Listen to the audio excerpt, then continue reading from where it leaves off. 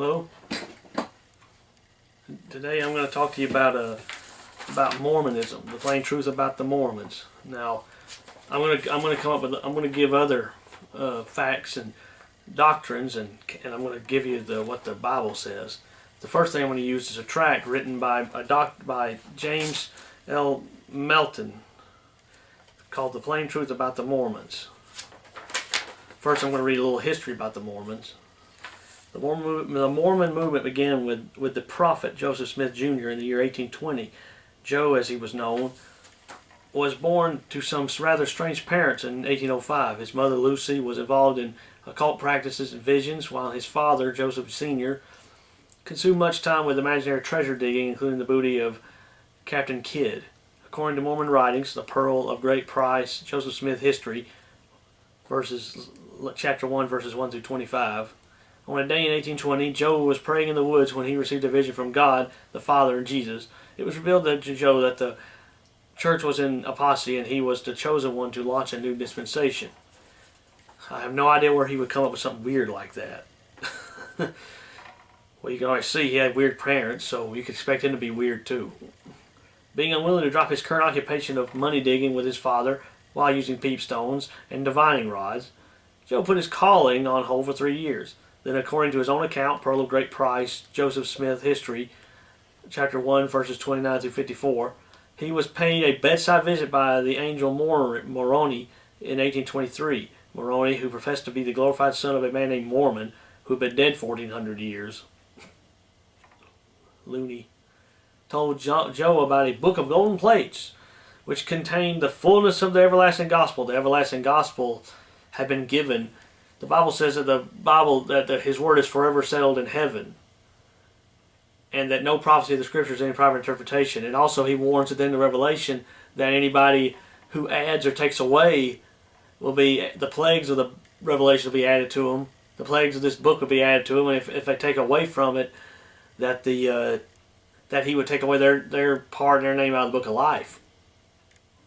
So all this garbage here about, oh, I'm going to give you something that'll finish the gospel. The gospel was finished over 1,000 years before this was done. The last book to be written that completed the Bible was the book of Revelation, and it was written around 1896. So this is just a bunch of junk that I don't even believe he found to start with. This book was said to have been buried at Kermora Hill near Peoria, New York, some 1,400 years earlier by a man named Mormon. 1,400 years from this time, there was hardly nobody here. About the only people that were here most of the time were Indians at that time. I'd like to know what for starters they would have buried something like that here to start with.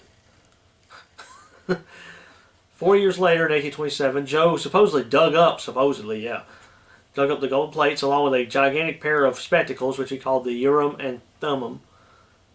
The spectacles were for translating the hieroglyphics on the plates.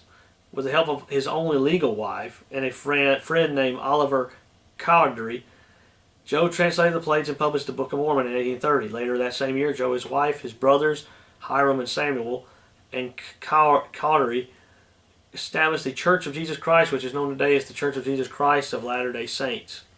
It's called Latter-day, but Latter-day Saints. The Book of Mormon contains many plagiarisms of the King James Bible, at least 25,000 words. This is strange since the plates were supposed to have been dug up many centuries before the King James Bible. Let me tell you something. What it means there, I know somebody say, well, if you read it, it's got a lot of things that are plagiarisms and takes from the King James Bible, which, by the way, again, was not even completed until 1611.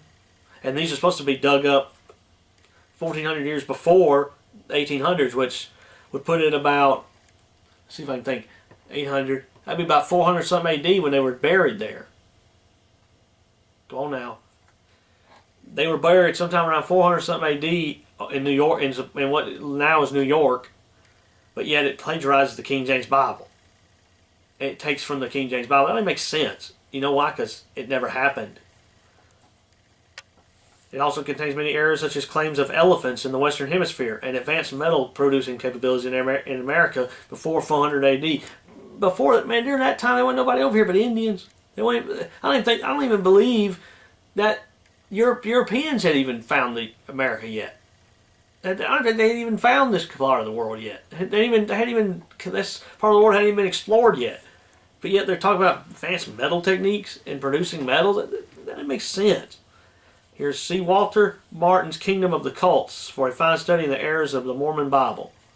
The Mormons, under Smith's command, turned out to be a rough bunch. Joe was a polygamist with at least 27 wives. Some say over 60 wives.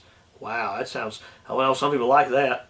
The whole gang left New York for Ohio and then moved to Missouri. The Missouri governor ran them out of the state. I wonder why. So they settled in Nauvoo, Illinois, to build the state's largest city. In 1844, Joe and Hiram were thrown in jail, and then an angry mob stormed the jail and murdered them both.